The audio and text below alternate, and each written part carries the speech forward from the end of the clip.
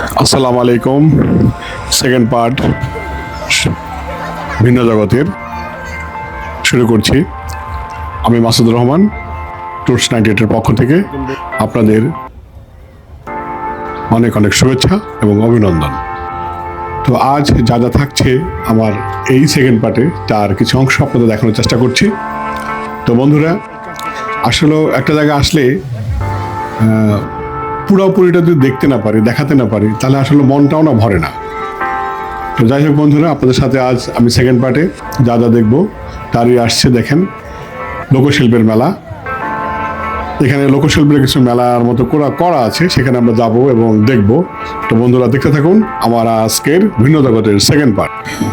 হ্যাঁ বন্ধুরা, আমি আগেই বলেছি, ভিন্ন জগৎ হইল রূপের রানীর জগৎ।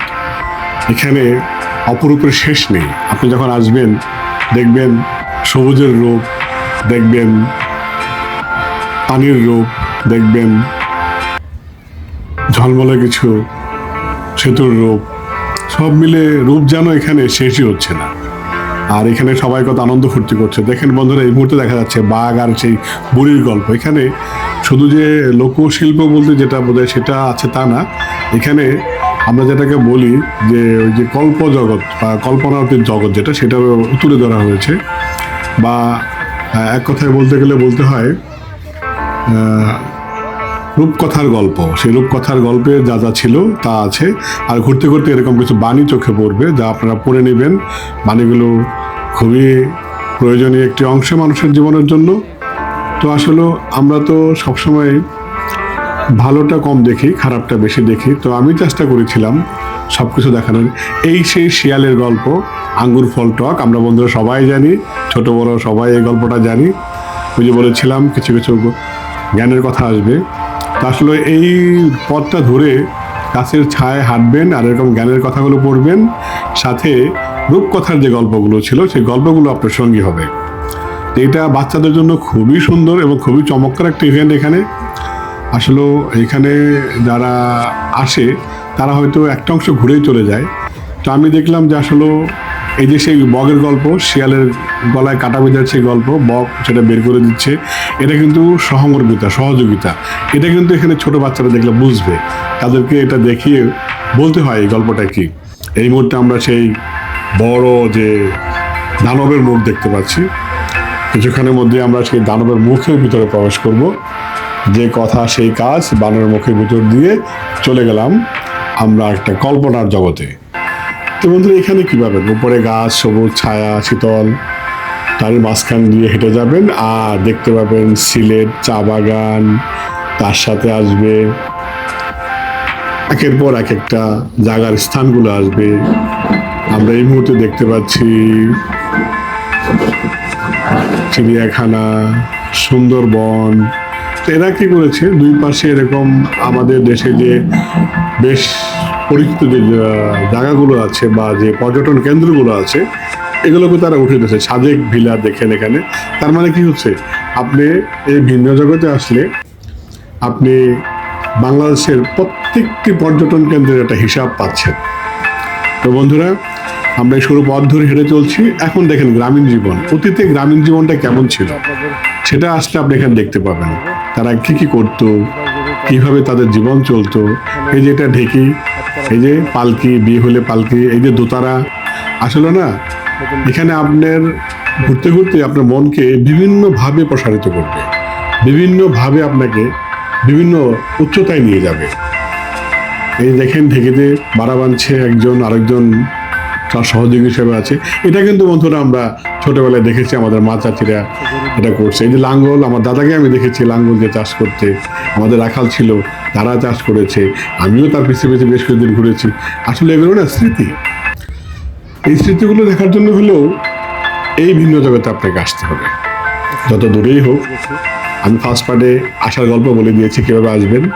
সেকেন্ড পার্টে সেই আসার গল্পটা আমি না বলি, শুধু দেখেন এই যে একটা দৃশ্য, এটা কিন্তু মেয়েকে বিদায় দিচ্ছে বাবা মা বা আত্মীয় স্বজনরা, সেটাই দৃশ্য। গরুর গাড়িতে করে মেয়ে চলে যাচ্ছে তার শ্বশুর বাড়ি। আবার দেখেন এই পাশে শহরের দৃশ্যটা, শহরের ছেলেমেয়েরা কিভাবে তাদের জীবনযাপন করে।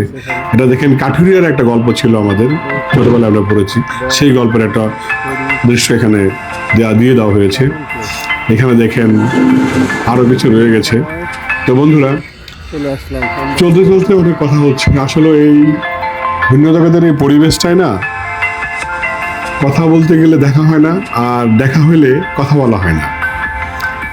তো আমি চাচ্ছিলাম দেখি এবং আপনাদের সাথে শেয়ার করি, এক লম্বা ইতিহাস ধরে বলতে থাকি, কথা শেষ না করি, মাঝে মাঝে গ্যাপ হচ্ছে, হোক, কোনো সমস্যা নেই।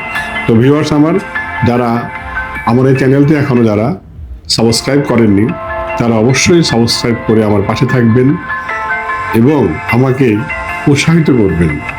আসলে শুধুমাত্র যে কাজের জন্যই কাজ করা তা নয়, কিন্তু আমি অবশ্য শখ থেকে এটা করি, চেষ্টা করতে তো কোনো দোষ নেই। মানুষ যদি সৎভাবে কেউ কোনো কাজ করে এবং ভালোবাসা দিয়ে করে, মন দিয়ে করে, আমার বিশ্বাস সেটা একদিন উন্নতির শিখরে পৌঁছাবে। এই যে দেখেন আমাদেরকে সাদর সম্ভাষণ জানাচ্ছিল, বলতে পারবেন উনি কে? যারা ওনাকে চিনেন তারা অবশ্যই আমার কমেন্ট বক্সে জানাবেন, আমি কিন্তু ওনাকে চিনি। তো বন্ধুরা, এই সেই পাড়া চত্বর, এটা আপনার রংপুর শহরে আসলে পাবেন, মুক্ত বিহঙ্গ নামে এখানে পরিচিত। আর যে একটা কথা বলেছিলাম, পুরা ভিন্ন জগৎটাই একটা পানির সার্কেলের মধ্যে আবদ্ধ। মনে হয় জমিদারি একটা ভাব। জমিদাররা যেখানে থাকতেন বা যেখানে বসবাস করতেন, তার চারপাশে পানির বেষ্টিত থাকতো, একটাই কারণ যেন কেউ আক্রমণ করতে না পারতো। তো এটাও সেরকম। তো অনেক আগেই বলেছি যে এখানে আসলে থাকার জায়গা আছে, কটেজ আছে, তো সেটা আপনারা আসলে খুঁজে বের করে নেবেন। আমার এখানে সেই দৃশ্যটা নাই। দেখেন কি সুন্দর পুরো সে বটগাছের পাশে দেখেন ড্রাগন আর কিছু দোকানপাট। ওই যে বললাম, কিছুক্ষণ পর পরই এরা খাবার দাবার একটা ব্যবস্থা করছে, বেশ ভালো।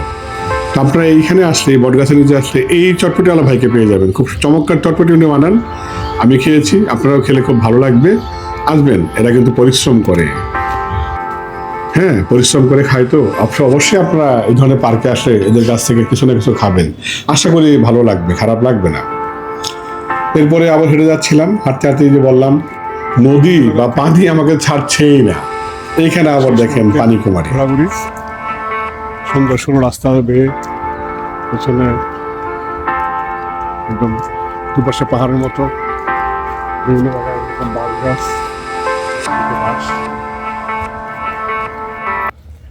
এই যে বাঁশগুলো দেখতে পাচ্ছেন বন্ধুরা, এই বাঁশগুলো কিন্তু হলুদ কালারের, সম্ভবত পঞ্চগড় কোনো একটা জায়গায় এরকম একটা বাঁশ বাগান আছে, ওইটাকে এখানে মনে দেখানোর চেষ্টা করা হয়েছে। তো আমার কাছে বাঁশগুলো দেখে ভালো লাগছে, আর আমি প্রথম দেখলাম হলুদ কালারের বাঁশ। তো বন্ধুরা আপনারা আসলে এটা দেখে নেবেন। আর ওই যে দূরে আইফেল টাওয়ার, গেলেই চলে যাবেন ফ্রান্সে। তো আমি তো অত দূরে আর যেতে পারিনি, হাঁটতে হাঁটতে এমনিতেই আমার অবস্থা খারাপ হয়ে গেছিল। তো আপনারা আসলে অবশ্যই ওইখানে ঢুকবেন, কারণ ওখানে তাজমহল আছে, আইফেল টাওয়ার আছে, চিড়িয়ার প্রাচীর আছে, যেটুকু আমি জানি। এই যে এখান থেকে বিশ্ব দেখা, হ্যাঁ, এখানে 50 টাকার টিকিট কেটে আপনারা ভেতরে ঢুকে যাবেন। আমি আর যাইনি এখানে, কারণ আমার পায়ে আর চলছিল না। তো আপনারা তো আমাকে দেখেছেন, আমি নিজেও একটু ভারী টাইপের মানুষ, তারপরেও যে এই একটা প্ল্যাটফর্মে কাজ করার আগ্রহ প্রকাশ করেছি বা কাজ করতে চাই, এটাও আসলে অনেক অনেক মনের অনেক শক্তির দরকার আছে। আর এর সাথে আমার ঘোরাঘুরিটাও হয়, আমার অবশ্য দেখতে ভালো লাগে সবুজ প্রকৃতি, বিভিন্ন রঙের মানুষ, মানুষের আচার ব্যবহার, মানুষের খাদ্যাভ্যাস, মানুষ কেমন, এগুলো দেখতে আমার খুব ভালো লাগে। আর এই ভালো লাগা থেকেই আমার অনেক না কাজও হয়ে যায়। তো আমার ভিউয়ার্সদেরকে বলছি, আপনারাও ঘুরবেন এবং সময় থাকতে ঘুরবেন, আমি কিন্তু অসময়ে ঘুরছি, কারণ আমার যে সময়টা ঘোরার বয়স ছিল সেই সময়টাতে আমি ঘুরিনি, আর সেই সময় এই ধরনের প্ল্যাটফর্ম ছিল না। আমি কিন্তু এখন টিভিতে বেশিরভাগ সময় এই টিউটোরিয়ালগুলি দেখি বা এই কন্টেন্টগুলি দেখি, যে কোথায় কেমন কীভাবে যাওয়া যায়, কীভাবে কোথায় থাকা যায়। তবে এখানে আমি আগেও বলেছি যে এখানে সুন্দর থাকার ব্যবস্থা আছে, আপনারা আসলে থাকতে পারবেন, কোনো সমস্যা নেই। তো বন্ধুরা, আমার মনে হচ্ছে আমি শেষের দিকে চলে আসছি। Welcome to my channel tours 98 পক্ষ থেকে আমি মাসুদুর রহমান আপনাদের আজ নিয়ে এসেছিলাম রংপুর জেলার ভিন্ন জগৎ, রংপুরের মধ্যে দ্বিতীয় বৃহত্তম যে পার্ক, সেই পার্ক দেখানোর জন্য। শেষ মুহূর্তে একটি মনোরম জায়গা দিয়ে হেঁটে বেড়াচ্ছি, তার সাথে সুন্দর দেখেন গান বাজতে বাজতে মানুষ চলে যাচ্ছে। আসলে এই পরিবেশটা সব জায়গায় মেলে না, অনেক দামি দামি জায়গা আছে, চাইলে আপনারা এখানে আসবেন, আর ব্লগের আজকের মতো হয়তো এখানে সমাপ্তি। আবার দেখা হবে নতুন কোনো পরিবেশে, নতুন কোনো জায়গায়। আজকের মতো ধন্যবাদ। হ্যালো ভিউয়ার্স, এখানে আসলে আপনারা কিন্তু বড় একটা টিম নিয়েও আসতে পারবেন। টিম নিয়ে এসে এখানে পিকনিক করতে পারবেন। সেই স্পট এখানে আছে। এখানে রান্না বান্না করার জায়গা আছে, বিভিন্ন জায়গায় কল পানির ব্যবস্থা করা আছে, বাথরুম টয়লেট আছে। আসলে এই জায়গাটা যিনি করেছেন উনি অনেকগুলো প্ল্যান প্রোগ্রাম করেই করেছেন, যে শুধুমাত্র যে পার্ক তা নয়, শুধুমাত্র যে রাইডস দিয়ে ভরা তা নয়, এটা পিকনিক স্পটও বটে। তবে আমি যতটুকু শুনেছি প্রথমে এটা পিকনিক স্পট নামে ছিল, পরবর্তীতে পার্কের উপর রূপান্তর হয়েছে এবং এখন মোটামুটি বেশ বড় আকারে হয়েছে, যেটা মোটামুটি বলা চলে রংপুর ডিস্ট্রিক্টের দ্বিতীয় বৃহত্তম পার্ক এটা। প্রথম যে কোনটা সেটা আমি হয়তো একবার জেনে নিব এবং যেটা প্রথম সেটাও যদি পারি আপনাদেরকে দেখাবো। তো বন্ধুরা, তো আমিও আসলে ঘুরতে ঘুরতে প্রায় অনেকটা শেষের দিকেই চলে এসেছি। তো আপনাদেরকে আমি আবারও বলবো যে আপনারা অবশ্যই আমার সহযোগী হবেন, আমার চ্যানেলটিকে সাবস্ক্রাইব করবেন এবং আমি যতটুকু দেখাই আপনারা মন ভরে ততটুকুই দেখবেন। কারণ আসলে দেখানোর তো শেষ নেই, ভালো করারও শেষ নেই। আমি বিগিনার, আমি শুরু করেছি অনেক শেষে, তবে এই শেষটা দিয়েই হয়তো কিছু না কিছু তো জীবনে রেখে যেতে পারবো। এই চিন্তা ভাবনা থেকেই আমার এই ভিডিওগুলো করা। তার সাথে যদি কিছু একটা হয় তাহলে তো শোনায় সোহাগা। তো বন্ধুরা, আমিও আজকের মতো আমার এই টপিকস থেকে বিদায় নিচ্ছি। পরবর্তী দেখা হবে কোনো এক নতুন জায়গায়, নতুন প্রাকৃতিক পরিবেশে, নতুন কোনো রূপে, নতুন কোনো ধরনে। তো আজকের মতো এখানেই।